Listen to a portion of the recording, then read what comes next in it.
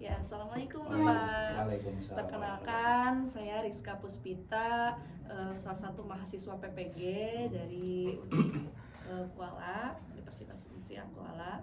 Nah, di saat ini ingin mewawancarai Bapak ya dengan track recordnya yang cukup bagus gitu Terima ya. kasih. Sebagai Ketua MGMP Kabupaten Bekasi gitu ya, Ketua MGMP untuk mata pelajaran PKN gitu kan.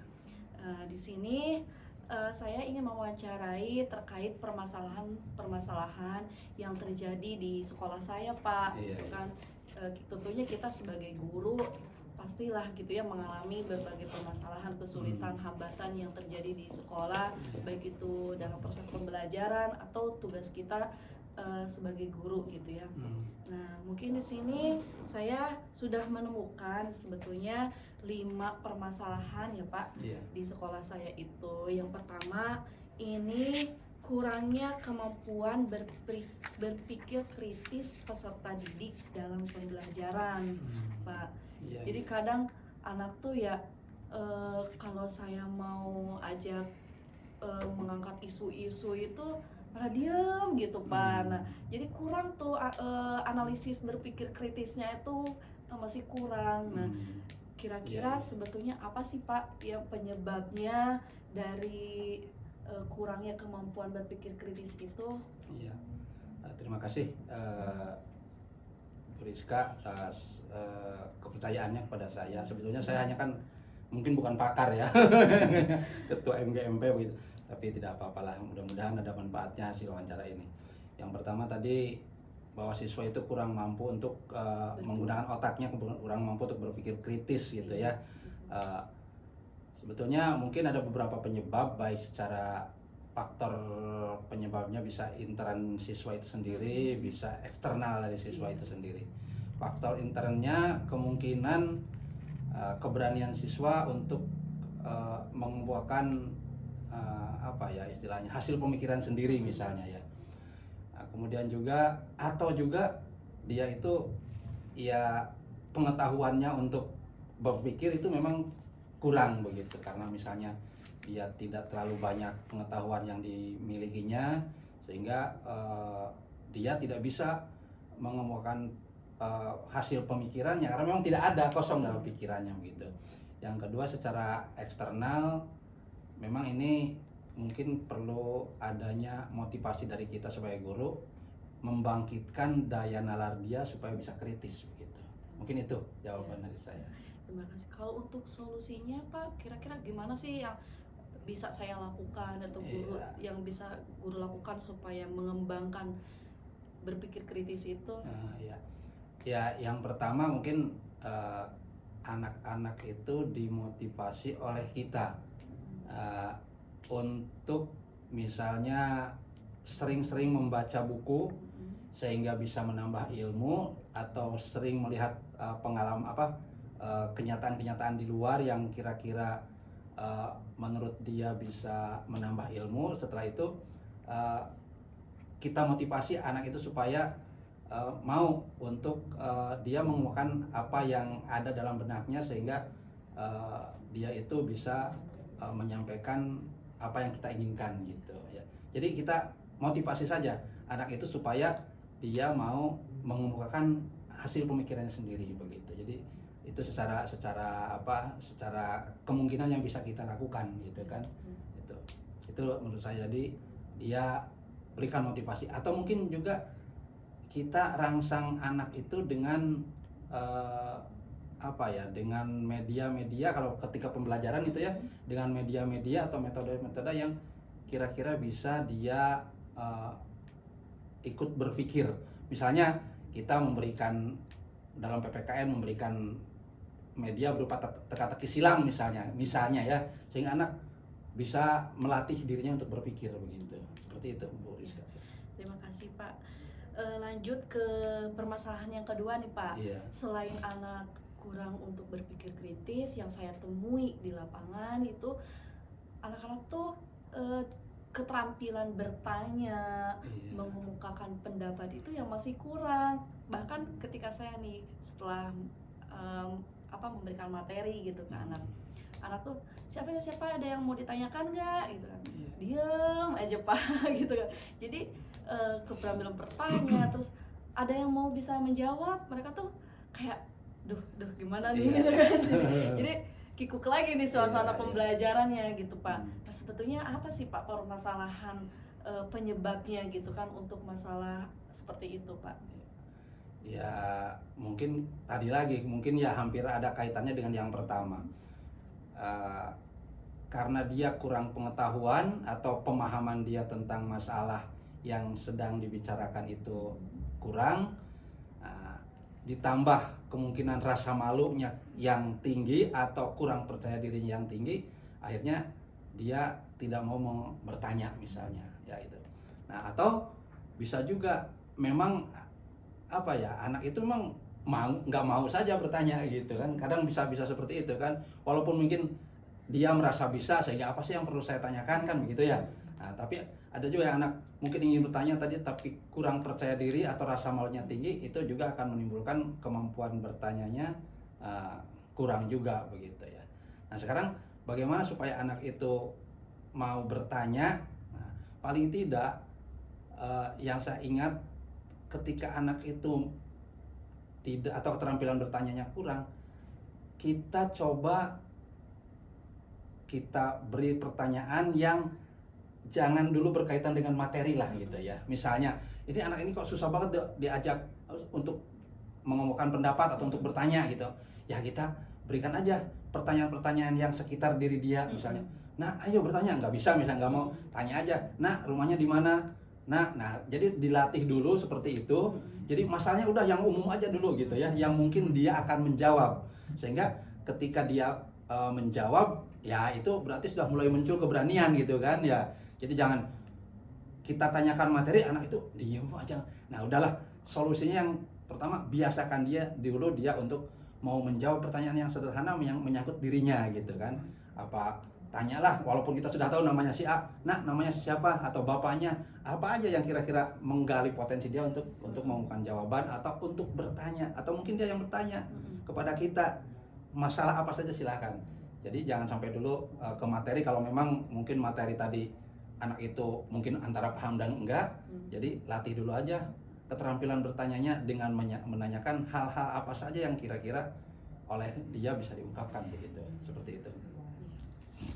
Terima kasih udah langsung sama solusinya. Lanjut ke pertanyaan ketiga ya, terkait permasalahan masih rendahnya minat literasi Pak gitu ya. Karena keterampilan literasi untuk saat ini tuh sangat diperlukan nih Pak ya. Tapi saya melihat di peserta didik tuh masih rendah gitu ya untuk literasi ini, terutama hal itu pun berdampak ketika mereka harus mengerjakan soal-soal yang hot Pak gitu ya. Masih keterampilannya masih rendah gitu ya. Nah menurut Bapak nih apa sih faktor penyebabnya? Iya, minat literasi itu kurang ya, diantaranya mungkin yang pertama karena dia tidak terbiasa untuk membacakan gitu ya, atau untuk tidak terbiasa juga untuk ya bertemu dengan bacaan-bacaan yang panjang begitu, atau mungkin dia merasa tidak ada bacaan-bacaan yang menarik bagi dia gitu ya. Kalau itu terjadi biasanya ya, apalagi anak yang sekarang ini kan istilahnya produk pandemi begitu ya. Produk pandemi itu kan produk tidur. Tidur ya.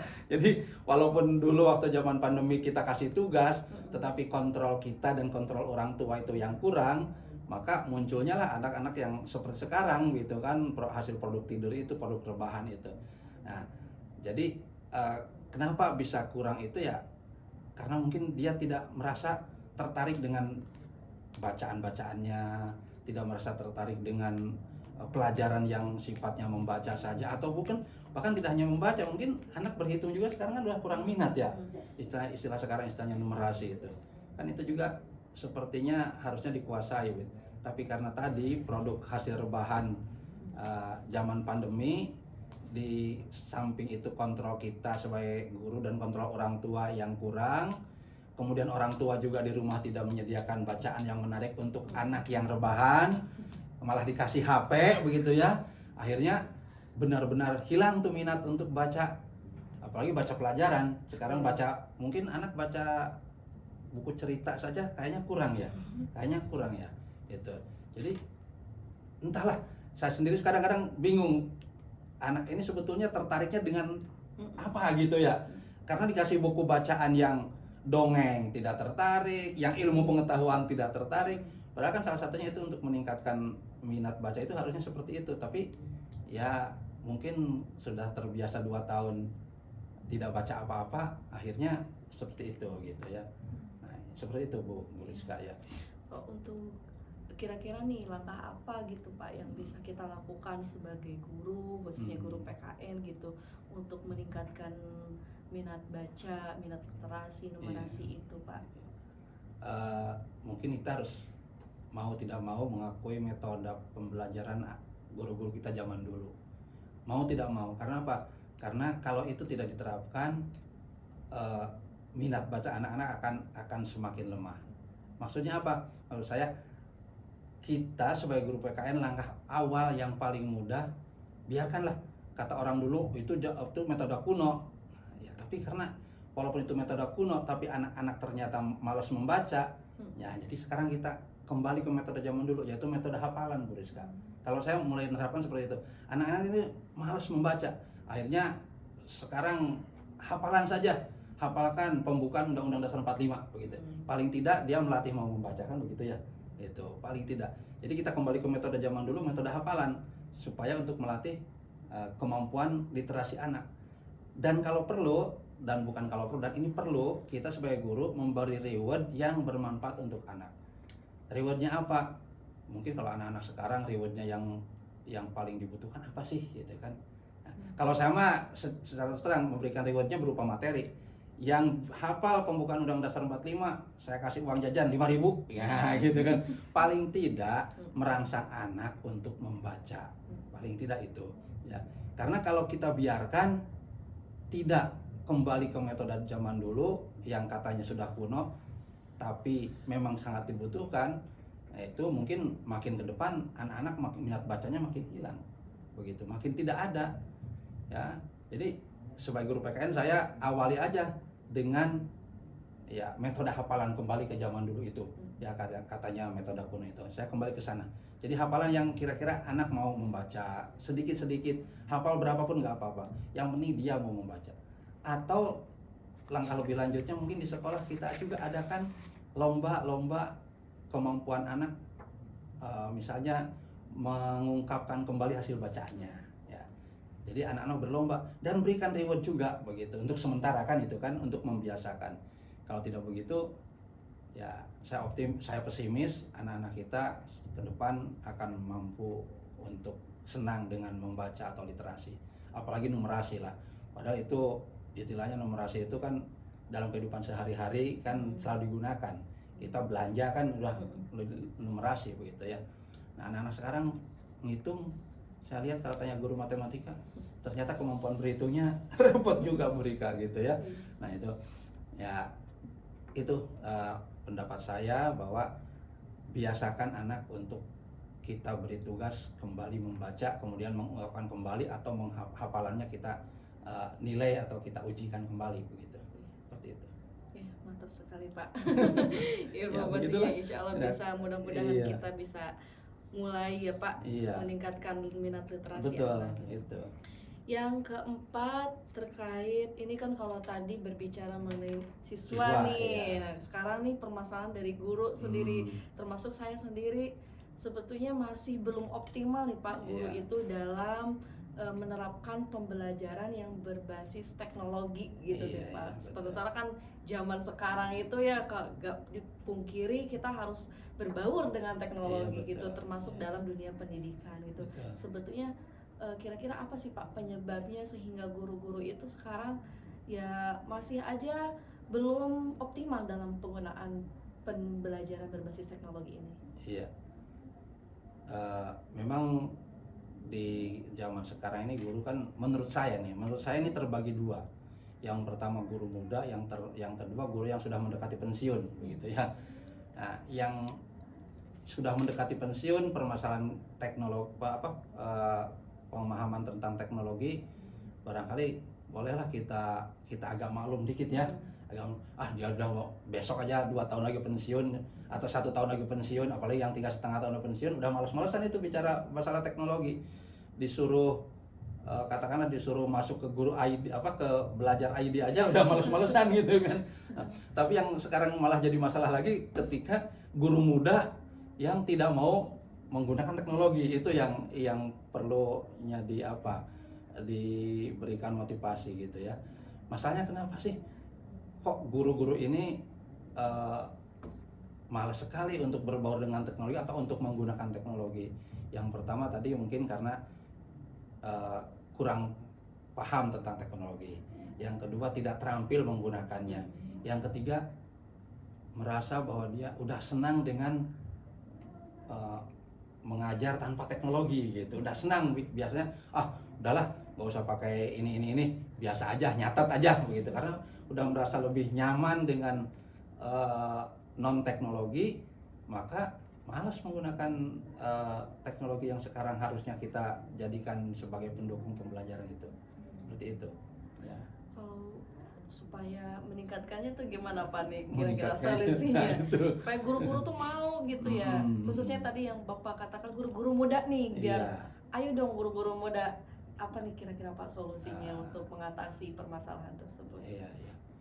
Mungkin yang pertama, kegunaan teknologi itu sendiri harus memang benar-benar dirasakan oleh guru itu, tidak membebani begitu, tidak menjadi beban bagi guru untuk sepertinya ini menambah tugas saya nih, jadi saya malas menggunakannya gitu kan. Ya, memang mungkin di awal kalau tidak dipelajari dengan baik mungkin akan menjadi beban. Nah di sini mungkin tugas orang-orang yang mengerti teknologi ataupun tugas instansi terkait, dalam hal ini mungkin dinas pendidikan dengan instansi terkaitnya, untuk terus mensupport guru-guru itu untuk mau menggunakan teknologi itu ya. Disupport dalam hal apa? Mungkin sosialisasi begitu ya, mungkin ya memberikan fasilitas apa sih ya kira-kira yang guru itu mau menggunakan teknologi. Misalnya di sekolah ya dana BOS yang ada jangan sungkan-sungkan untuk diberikan OHP atau proyektor ya, InFocus begitu, sehingga nanti guru-guru kalau sekarang di sekolah hanya ada 1 atau 2 InFocus ya, guru-guru kan jadi malas lagi kan menggunakan teknologinya, kemudian rebutan, saya nggak kebagian padahal saya udah siap kan itu. Nah kemudian permasalahan yang lainnya juga yang menimbulkan mungkin guru-guru muda juga malas menggunakan teknologi ketika sekolah masih melarang siswa membawa HP gitu ya.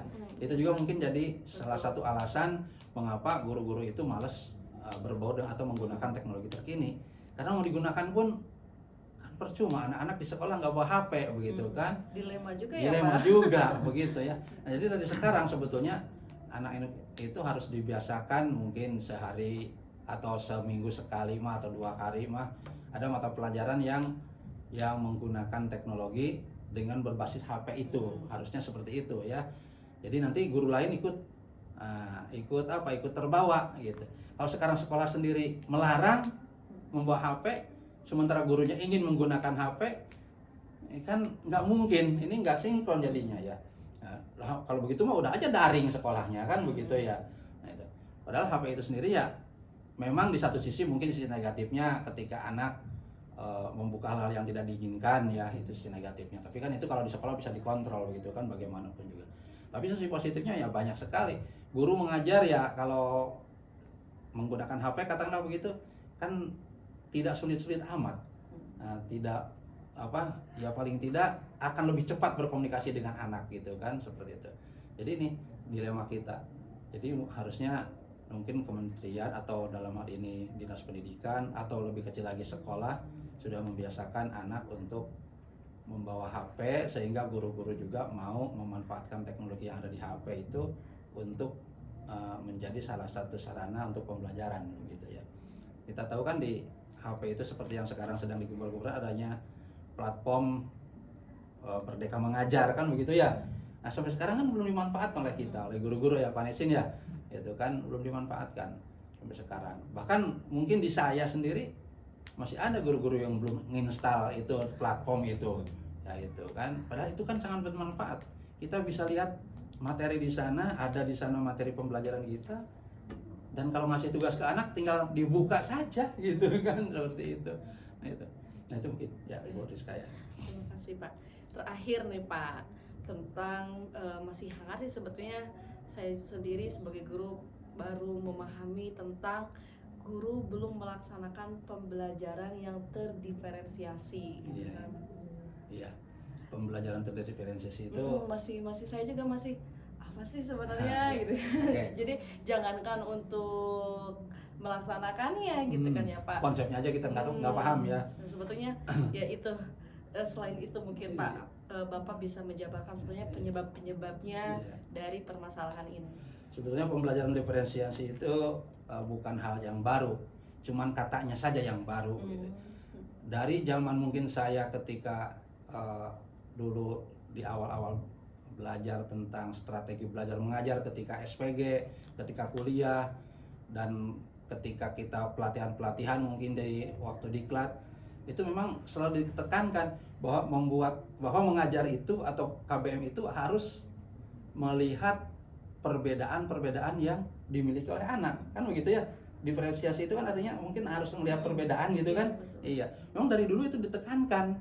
Jadi kalau kita bikin RPP itu harus menyangkut anak yang kurang, anak yang kelebihan, ada yang sedang gitu, itu harusnya seperti itu. Nah, hanya katanya saja atau istilahnya saja yang mungkin sekarang jadi seperti seolah-olah pembelajaran itu wah, atau mungkin juga menakutkan. Diferensiasi seperti apa sih? Padahal mungkin kita juga dari dulu sudah dituntut seperti itu, hanya bahasa saja yang berbeda. Nah, bagaimana?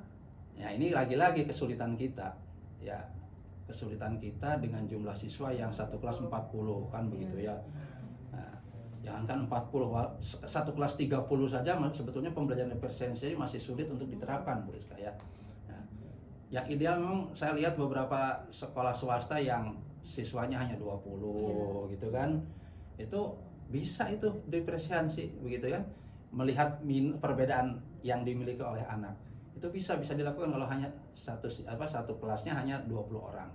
Kalau udah di atas itu sulit untuk apalagi dilakukan. Satu guru mengajar 12 nah kelas. itu udah gurunya kecapean, akhirnya dari kelas ini dibawa lagi ke kelas sana cara ngajarnya kan begitu ya. Solusinya itulah memang harus ada, ya tidak hanya dari gurunya tapi juga dari pembuat kebijakannya harus memberikan dukungan agar pembelajaran diferensiasi itu bisa terwujud. Ya diantaranya tadi aturan jumlah siswa yang harusnya dibatasi agar memang guru bisa mengelola kelas, mengelola perbedaan siswa dengan optimal begitu. Nah, gitu. Ya. Selain dari jumlah siswa Pak, mungkin kira-kira apa lagi nih penyebabnya? Ya sarana juga harus juga tersedia. Ya tidak hanya jumlah siswa, memang sarana atau alat pembelajaran juga itu harus tersedia juga. Tidak bisa kan siswa yang lebih cepat dalam belajarnya kita samakan dengan siswa yang lambat dalam belajarnya, termasuk sarananya kan begitu. Kan selama ini kita tidak kita pikir samain aja udah begitu ya itu ya. Padahal disitulah sarana juga diperlukan agar ini bisa terlaksana optimal begitu pembelajaran yang menyangkut perbedaan siswa itu, terdiferensiasi itu. Seperti itu. Iya, terima kasih. Iya. 5 permasalahan sudah dikupas tuntas oleh Bapak. Itu saja mungkin Pak untuk saat ini. Mungkin kedepannya juga mungkin saya perlu waktu lagi untuk mewawancarai Bapak dalam kesempatan lain untuk membahas permasalahan lain mungkin Pak ya. Nah, untuk saat ini cukup sekian. Terima kasih banyak. Ya, assalamualaikum warahmatullahi wabarakatuh. Waalaikumsalam warahmatullahi wabarakatuh.